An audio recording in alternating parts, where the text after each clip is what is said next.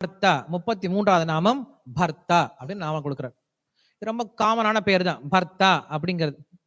சம்ஸ்கிருதம் படிச்சவங்களுக்கு தெரியும். பர்த்தானா என்னது? கணவன்.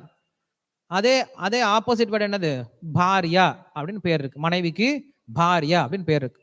ஆக்சுவலா மனைவிக்கு ரெண்டு விதமான வார்த்தைகள் யூஸ் பண்ணலாம். ஒன்று பாரியா அப்படின்னு பேர் யூஸ் பண்ணலாம். இன்னொன்று பத்னி அப்படின்ற பேர் யூஸ் பண்ணலாம். ஸோ பாரியா வேற, பத்னி வேற. பாரியான்னா யாரு அப்படின்னா பாதுகாக்க தகுதி உடையவள் பாரியா, பாதுகாக்கப்பட வேண்டியவள் பாரியை.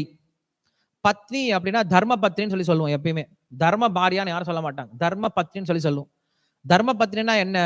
நம்மோடு சேர்ந்து ஆன்மீக காரியங்களில் ஈடுபடக்கூடிய தகுதி உடையவர்கள பத்னி அப்படின்னு சொல்றோம். தசரத மகாராஜனுக்கு அநேகமான பாரியைகள் இருக்குன்னு சொல்லி சொல்றாங்க. ஸோ பாரியானா என்ன அர்த்தம்னா, அந்த காலத்துல பெண்களுக்கு ஒரு கடத்துல ஒரு ஆசை வரும், நம்ம எதுக்கு கஷ்டப்பட்டு ராஜா வீட்டுல போய் ராஜா வாழ்க்கை வாழலாம் அப்படின்னு சொல்லிட்டு என்ன பண்ணுவாங்க, ராஜா நான் அவனை திருமணம் பண்ணிக்கிறேன் அப்படின்னு சொல்லுவாங்க. ராஜா என்ன சொல்லக்கூடாது? நோன்னு சொல்லக்கூடாது. ராஜா எதுக்குமே நோன்னு சொல்ல மாட்டான். சரி வா உன்னை திருமணம் பண்ணிக்கிறேன், அவ்வளவுதான். திருமணம் பண்ணுவாங்க, அவங்களுக்கு அந்த புறத்துல இடத்த கொடுத்துருவாங்க. அதுக்கப்புறம் ராஜா அவங்கள பார்க்க கூட மாட்டான். அவங்க எல்லாம் பாரியான்னு சொல்லி சொல்றாங்க. பாரியான்னா பரிக்க தகுதி உடையவர்கள், தாங்குவதற்கு மட்டுமே தகுதி உடையவர்கள். அவங்களோட என்ன பண்ண மாட்டார் இவரு? சேர மாட்டார், அவங்களோட குழந்தைகள்லாம் பெற மாட்டார், அவங்களோட இவங்க உறவே இருக்காது.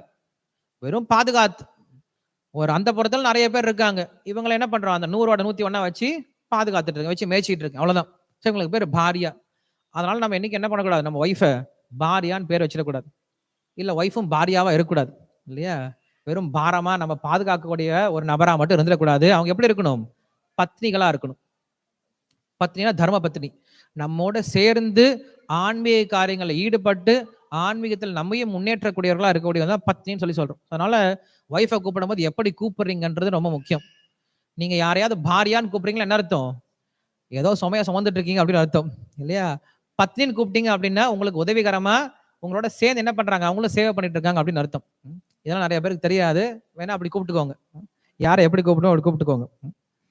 சரி, அப்ப இங்க பர்த்தா அப்படின்னு சொல்லி சொல்றாரு. யஸ்மாத் புஷ்ணாதி ஆத்மதனாத் பர்த்தா. பகவான் தன்னிடம் வந்த பக்தர்களை ரொம்ப சந்தோஷமா வச்சிருக்காரு. எப்படி சந்தோஷமா வச்சிருக்காரு? தன்னையே அவனுக்கு கொடுத்து சந்தோஷமா வச்சிருக்காரு. ஒரு பக்தன் தனக்கு ஏதாவது ஒரு தேவை அப்படின்னு சொல்லிட்டு வரான், ஏதோ சின்ன ஆசைப்பட்டு வரான், எனக்கு இது கொடுங்க அதை கொடுங்கன்னு சொல்லிட்டு. ஆனா பகவான் எதை கொடுக்குறாரு? தன்னையே கொடுத்த. என்னையே தூக்கிட்டு போப்பா, நீ ஏன்பா மற்ற விஷயத்துல ஆசைப்பட்டிருக்க, என்ன தூக்கிட்டு போனா எல்லாத்துக்கும் நான் உதவிகரமா இருப்பேன், நீ மறுபடியும் வந்துட்டு இருக்க வேண்டாம். இப்ப ஒண்ணு வந்து கேட்ப, மறுபடியும் 10 வருஷம் கழிச்சு இன்னொன்னு வந்து கேட்ப, மறுபடியும் 5 வருஷம் வந்து இன்னொன்னு கேட்ப. இதெல்லாம் எதுக்கு உனக்கு? என்னையே கொடுத்துற, நீ என்னையே தூக்கிட்டு போ, என்ன தூக்கிட்டு போனா எல்லாமே உனக்கு கிடைச்சிடும் அப்படின்னு சொல்லிட்டு தன்னையே தரக்கூடியவனா இருக்கிறனால அவனுக்கு பேரு பர்த்தா அப்படின்ற அர்த்தத்தை கொடுக்கிறார். வேண்டியதை நமக்கு வேண்டியதை வாங்கி கொடுத்து சந்தோஷமா வச்சு பாத்துக்கிறாரா நம்மள, பர்த்தா அப்படின்னு அர்த்தம் கொடுக்கிறார்.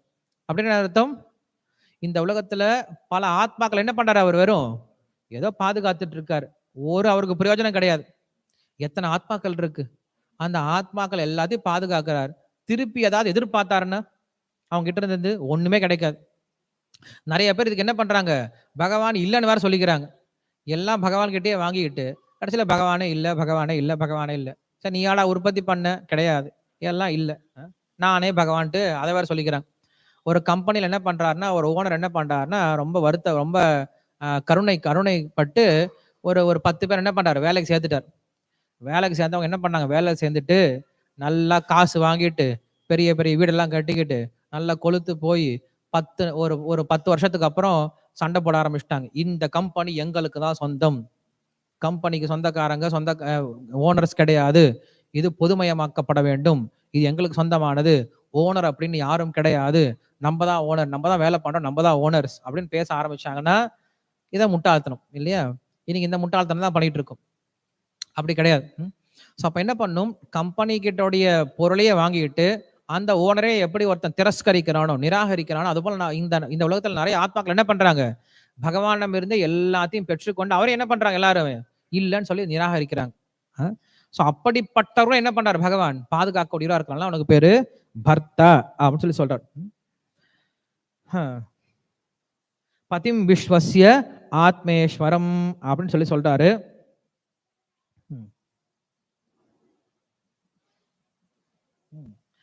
சோ பர்த்தா அப்படின்ற சப்தத்துக்கு இன்னொரு அர்த்தம் கொடுக்குறாரு. பொதுவா கல்யாணம் நடக்கும்போது மந்திரம் சொல்லுவாங்க. அந்த மந்திரத்துல என்ன தெரியுமா சொல்லுவாங்க? நான் என்னுடைய பெண்ணை விஷ்ணு ஸ்வரூபத்துல இருக்கக்கூடிய இந்த மாப்பிள்ளைக்கு கொடுக்குறேன் அப்படின்னு சொல்லி கொடுப்பார். ஏன்னா ஒரு அப்பா வந்து ஒரு பொண்ணை கொடுக்கணும்னா சாதாரண ஒரு ஆள்கிட்ட கொடுத்தா அவன் விட்டுட்டு போயிடுவான் இல்லையா? உண்மையில எல்லாரையும் பாதுகாக்க வேண்டிய நபர் ஒருத்தர் தான். பாதுகாக்க திறமை இருக்கக்கூடிய ஒரு நபர் ஒருத்தர் தான். அது விஷ்ணு மட்டும்தான். சோ இந்த நபர் எப்படி இருக்கணுமா இந்த மாப்பிள்ளை? விஷ்ணு மாதிரி பாதுகாக்கணுமா என்னுடைய ஒய்ஃபை. யாருடைய உதாரணத்தை பார்க்கலாம்? ராமருடைய உதாரணத்தை பார்க்கலாம். ராமர் திருமணம் செஞ்சார், சீதையோட வந்தார், சீதை தொலைஞ்சு போயிட்டா. தொலைஞ்சு போனா என்ன பண்ணார் அவரு? தேடி பார்த்தார், சீதையை தேடி தேடி பார்த்தார், சீதை கிடைக்கல. என்ன பண்ணிருக்கலாம் அவரு? என் ஒய்ஃப் கிடைக்கல, தேடி பார்த்தேன், ஊருக்கு போய் வேற கல்யாணம் பண்ணிக்கிட்டேன், போயிருக்கலாம். இந்த உலகத்துல கண்டிப்பா அது நடந்துடும். இந்த உலகத்துல யோசிச்சுட்டு இருக்காங்க எப்படா தொலைஞ்சு போகும் அப்படின்னு சொல்லிட்டு இல்லையா? தொலைஞ்சு போனா போனது போயிட்டுண்டா, இனிமேல தேட வேண்டாம், ஐயோ தேட வேண்டாம்னு சொல்லிட்டு என்ன பண்றோம்? அமுச்சு விட்டுருவாங்க. ஆனா ராமர் அப்படி கிடையாதான். என்னதான் ஆனாலும் அதை தேடி கண்டுபிடிச்சு ஒரு நாட்டுல இருந்து இன்னொரு நாட்டுக்கு போய், அதுவும் சாதாரணமா போல ஒரு கடல்ல பாலத்தை அமைச்சு போகணும். நம்ம எல்லாம் வேற ஊர்ல இருக்காங்கன்னு கேள்விப்பட்டா டிக்கெட் வாங்கிட்டு கூட போக மாட்டோம்.